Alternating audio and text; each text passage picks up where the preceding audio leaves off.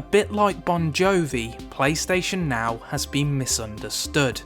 Often billed as Sony's solution to backward compatibility, the cloud-based service instead represents the foundations of a future where consoles don't exist. Sure, the PlayStation 4 may be breaking sales records like they're going out of fashion, but there'll come a time when placing a box beneath your television just isn't relevant anymore. Like it or lump it, that's the future that we're moving towards. PlayStation Now then aims to ensure that PlayStation is available anywhere, whether it's on your phone, tablet, fridge freezer or even vacuum cleaner. Currently the service can be accessed on selected TVs as well as the PlayStation 4, Vita and PC.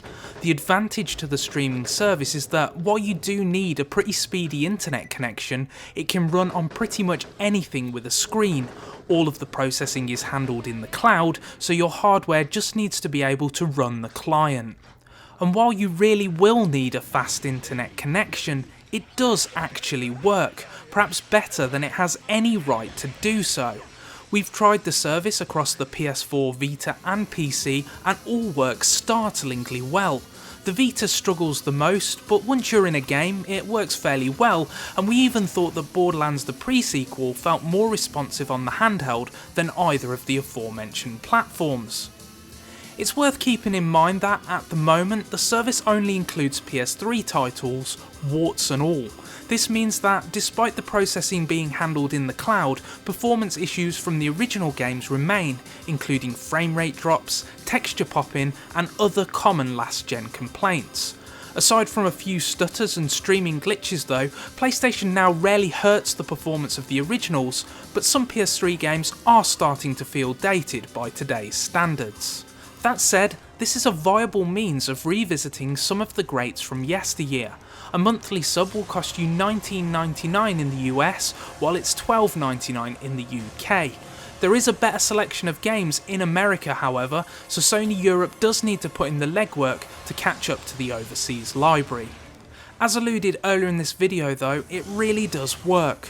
Controller lag is evident but much less noticeable than you'd anticipate, especially when playing slower paced games. Telltale titles are a perfect fit for example, while we found hack and slash hit God of War 3 to be very responsive too. Even old school arcade games like Crazy Taxi and Super Hang-On play alarmingly well, though you're probably not going to win many online bouts of Ultra Street Fighter 4. The bitrate isn't great, so the graphics can look a little crushed at times, though coming off the clean 1080p presentation of the PS4, the 720p output can hurt proceedings a little. If your internet connection dips, then the visual quality will take a hit to compensate, resulting in macro blocking similar to what you'd see when streaming a video over YouTube or Twitch. This is obviously not ideal, but we only encountered it a couple of times.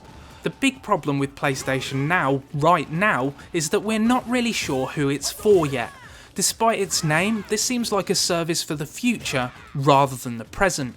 It really does work surprisingly well, but with just PS3 titles on offer, you're probably better off picking up a used console if you're desperate to work through that device's back catalogue.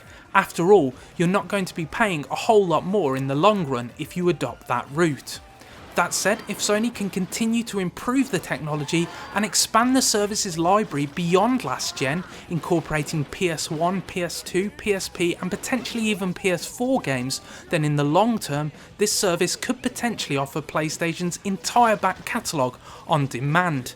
And as internet infrastructure improves over time, it may just find a new home for its iconic gaming brand in the cloud. Game over.